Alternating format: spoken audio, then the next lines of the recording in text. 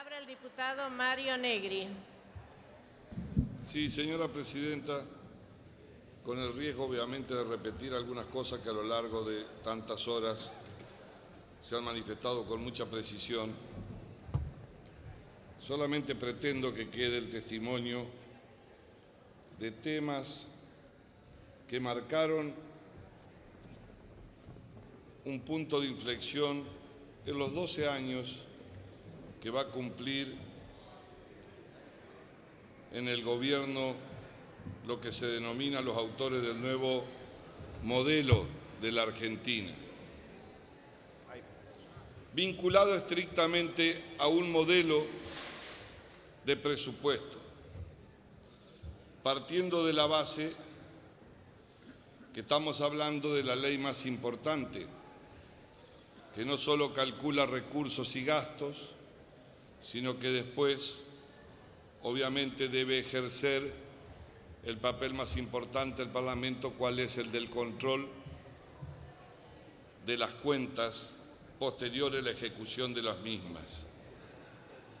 Está claro también que en estos 12 años el presupuesto se adecuó al relato, no podía ser de otra manera. Pero también es importante que recordemos que por primera vez en la historia, 12 años continuos de gobierno se lo llevó adelante bajo el amparo de la ley de emergencia del uso de superpoderes, haciendo una salvedad que la ley de emergencia fue una demanda necesaria y ampliada en el comienzo del primer 2002, 2003 y 2004.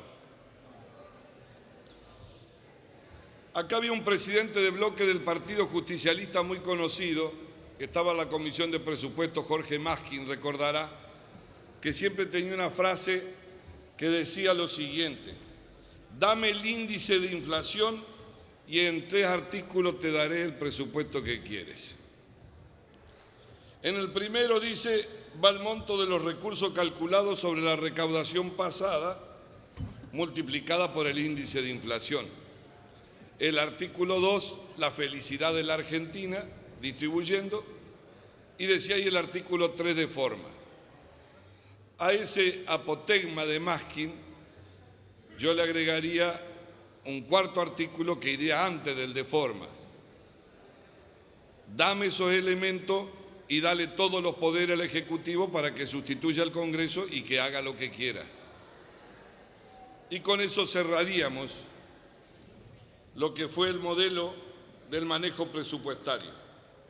Es decir, que la función de control del Congreso prácticamente desapareció.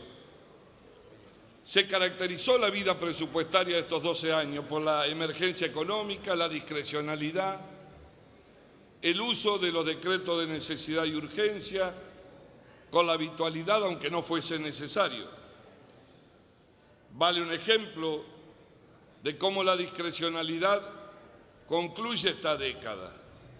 De acuerdo con lo que informó el Instituto de Políticas Públicas y de Presupuesto, si actualizamos la cifra al 2015, superamos los 2 billones de pesos de discrecionalidad presupuestaria. Eso equivale a 2 presupuestos de gasto completo, con los que se movió el gobierno, teniendo mayoría en el Senado y mayoría en diputados. Por supuesto que no me voy a detener mucho en las diferencias, cómo ha venido el presupuesto. 2015 preveía una inflación del 15,6, terminamos en el 25 o arriba, ya se lo dijo bien.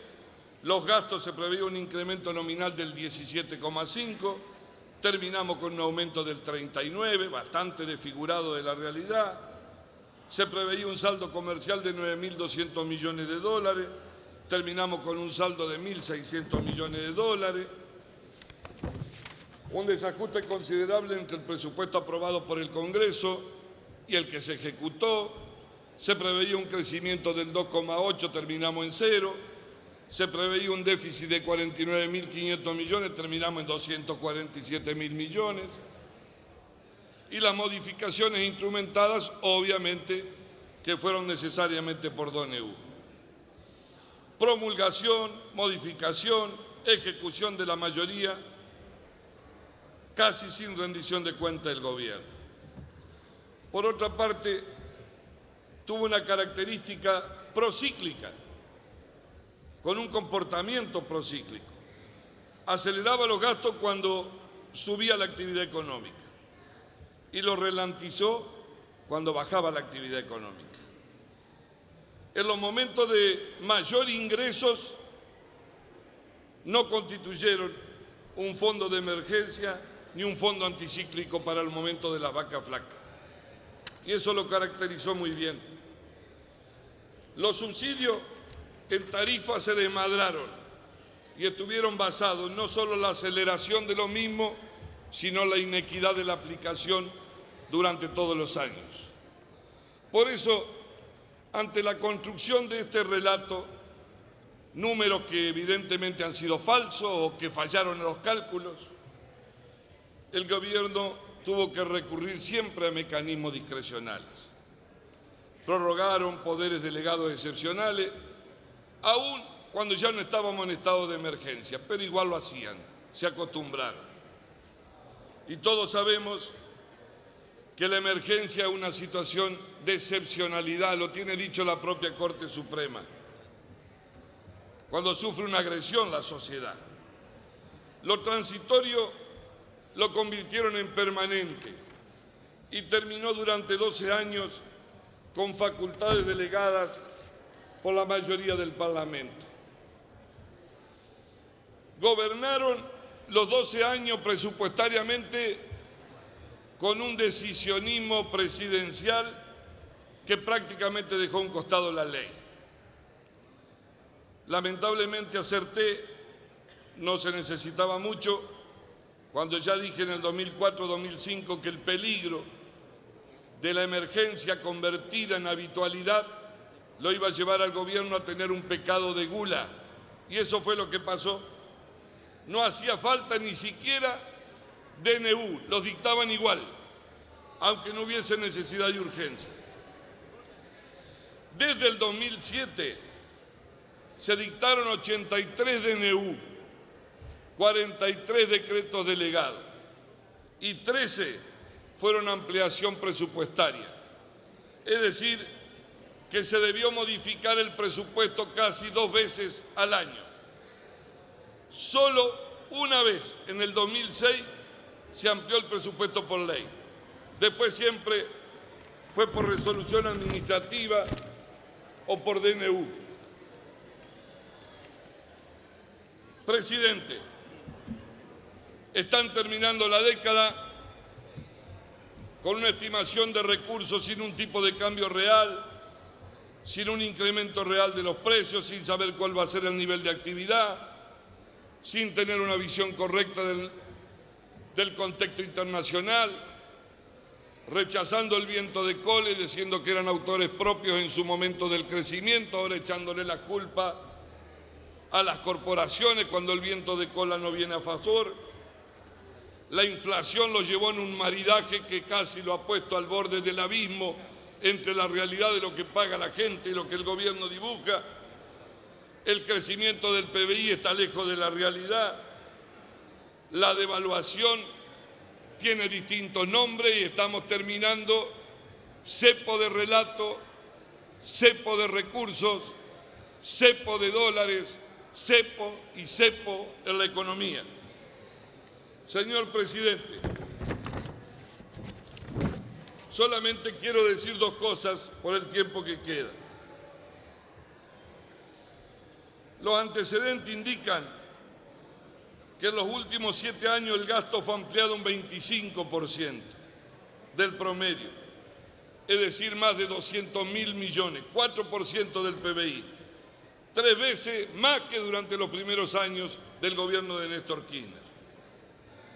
Este año el déficit va a rondar los 270.000 millones de pesos, lo que vale casi a 30 millones de dólares. Nos hemos venido endeudando a ese ritmo y nos endeudamos con los jubilados, nos endeudamos con los maestros, para decir la palabra clara, nos endeudamos nosotros mismos. Ese es el final, poniendo el color que querramos poner. Y quiero decir, no con ánimo de chicana, a veces le reclaman con razón a la oposición que sean más claras las posiciones. Pero muchachos, faltan 17 días para votar y alguien con naturalidad Un minuto, diputado. expresa. Le pedimos silencio a los señores legisladores en el recinto, por favor. Con naturalidad expresa recién y con su debida lealtad, dijo, ha sido muy claro nuestro candidato a presidente, Scioli. Hay que bancar, muchachos, todo. No se puede de a pedacito. La ironía de Miguel Bain. Le digo yo que fue viceministro de Machinea, le quiero decir, que inclusive tal vez no debemos hacer la autocrítica mucho de lo que pasó en aquel momento con las jubilaciones. Bain es el mismo, no es un primo, No, pero quiero decir, no es el hermano de Bain, es el mismo, el viceministro de Economía. El autor intelectual en aquel momento que nos hizo pagar un gran costo a nosotros. Silencio, diputado Le hago un Kunkel. comentario. Diputado Kunkel, no dialoguen, por favor. Le hago un comentario. Para... No dialogue, diputado Kunkel. Por favor, Señor diputado presidente. Kunkel, no hable. No dialogue, diputado Kunkel, no le di la palabra. Usted tampoco, diputada Herrera, por favor. Llámese a silencio, respete el orden del uso de la palabra, diputada Herrera. Descuénteme los minutos, presidente. Descuénteme los minutos, presidente. Pero por favor. Por favor, no dialogue. Por Diputada favor. Herrera, por favor. No le di la palabra, diputada Herrera, por favor. Usted sabe que los alaridos más fuertes y que más se confunden son los que esconden más culpa.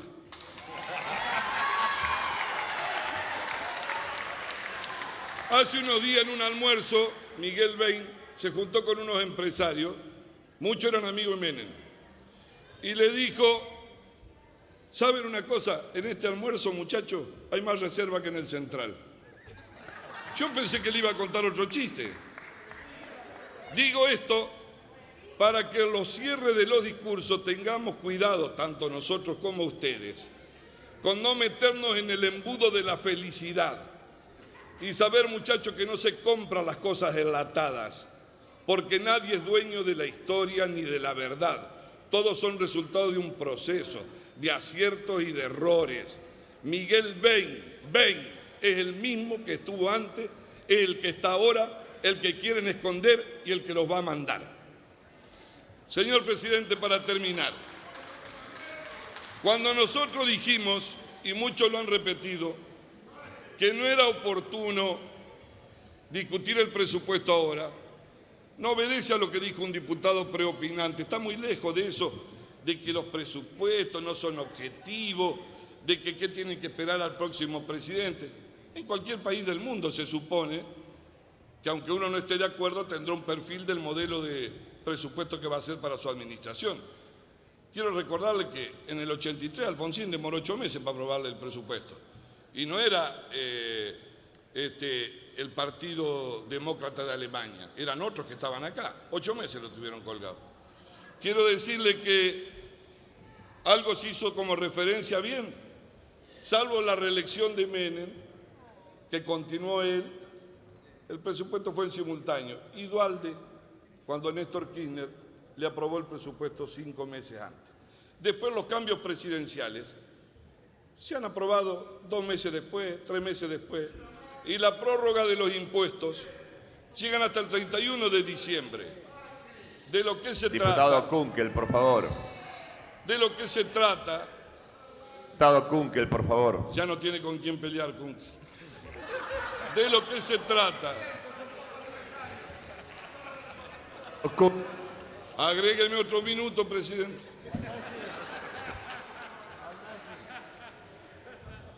De lo que se trata, presidente, a ver si en algún momento Diputado Kunkel, por favor. se cree que está la Asamblea de la Facultad de La Plata, Kunkel. A ver si en algún momento nosotros, en el país, podemos hacer un alto en un cambio presidencial y esperar el tránsito. Puede ser el presidente uno del propio partido, distinta persona, puede tener una visión distinta. Pero además cobra como antecedente negativo. No hay que enojarse con el cartero, muchachos. Los números van al revés de lo que dicen en cada presupuesto del 2007 para adelante. Yo entiendo que Kicillof se equivoca, acaba de perder el centro de estudiantes también de graduado en ciencia económica, salió cuarto, la cual pobre Feletti fue en la lista acompañándolo, entonces ¿cómo no le va a dar los números del presupuesto? Pero lo que quería decir, presidente, lo que...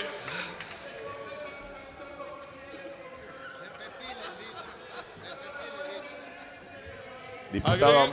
Agrégueme otro minuto, presidente. Yo quiero terminar bien porque estamos al final de la década de un gobierno con lo que hemos tenido enormes diferencias, que ha tenido aciertos, pero que fue a la alta en nuestro criterio, está terminando a la baja. Está con problemas. Y a lo mejor, fíjense ustedes, cómo no podemos salir de este ciclo que volvemos de nuevo a tener problemas. Néstor Kirchner tuvo que hacer uso de la ley de emergencia y después se quedó definitivamente por la crisis del 2001. Después tuvieron esos años de crecimiento a la tasa del 8, el 9. No hacía falta ley de emergencia, le sobraban los votos en ambas cámaras, pero ya estaban los poderes en el gobierno, ¿para qué lo vamos a devolver? Lo usaron. No había emergencia. Se usó la teoría de la excepción, una teoría muy smithiana, que es muy difícil eso y muy peligrosa. Ahora, no vaya a ser que el próximo gobierno en serio esté en emergencia, porque de acuerdo a lo que dice Bain, conversando con los empresarios, que quedan papeles nada más y que ellos tienen más plata que el Banco Central, la inflación valga López, la ponen en el 14 para el año que viene, la caída de la actividad económica es muy fuerte. Bueno, muchachos, no vaya a ser que el próximo gobierno, desgraciadamente, tenga que volver a la ley de emergencia que Néstor Kirchner tuvo que usar.